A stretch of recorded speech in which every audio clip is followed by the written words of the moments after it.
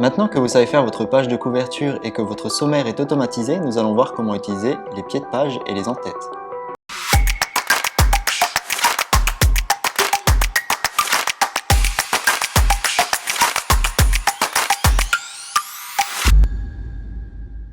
Alors, l'en-tête et le pied de page sont des options qui vous permettent d'afficher des informations sur l'ensemble de votre rapport.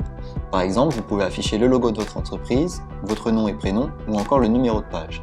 Nous allons donc passer à la pratique sur Microsoft Word. Nous voici donc sur votre rapport. Donc, maintenant, nous allons voir comment faire un en-tête. Donc, pour ceci, vous avez deux options. Soit vous double-cliquez tout en haut de votre document, donc ici par exemple, vous faites un double-clic et vous voyez que ça vous affiche l'en-tête. Sinon, vous pouvez aller dans Insertion. Ici, vous retrouverez en-tête et pied de page.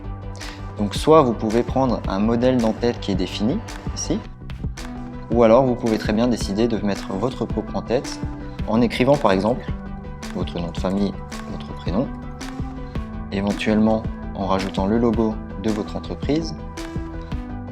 Et voilà, l'en-tête est fait. Et comme vous voyez, il se duplique sur la page suivante. Alors par contre, quand vous faites une page de garde, généralement, vous ne voulez pas que l'en-tête soit de la même manière que le reste du document. Donc pour ceci, quand vous allez sur votre en-tête de la première page, vous pouvez cocher « Première page différente ». Comme vous le voyez, pour la première page, l'en-tête ne va pas se dupliquer. Par contre, pour les autres pages, ici, vous voyez que l'en-tête s'est bien reportée. Et si vous le modifiez, donc, voilà, par exemple, vous étiez en collaboration avec quelqu'un d'autre, vous ajoutez le nom de la personne, vous allez voir que l'en-tête se modifie sur l'intégralité du document. Pour ce qui est du pied de page, le fonctionnement est exactement le même.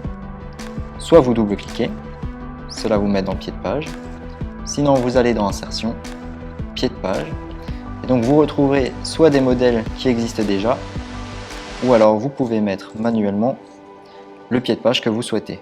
Donc ici, nous le verrons dans une prochaine vidéo comment mettre des numéros de page automatiques, ou sinon, vous choisissez le pied de page que vous souhaitez. Donc ici, par exemple, je voudrais éventuellement le titre du document avec le sous-titre. Là, vu que je n'ai pas de titre, forcément ça en met un par défaut. Mais vous pouvez très bien mettre ici, rapport de fin d'études, un sous-titre à vous de voir, et à nouveau, il va se dupliquer sur l'intégralité du document. S'il est grisé, c'est juste pour ne pas perturber votre vision. Une fois que vous l'imprimerez, il sera bien de la couleur que vous avez définie ici. Dans la prochaine vidéo, nous allons vous montrer comment numéroter les pages de votre document. En attendant, vous pouvez consulter les vidéos de notre chaîne YouTube.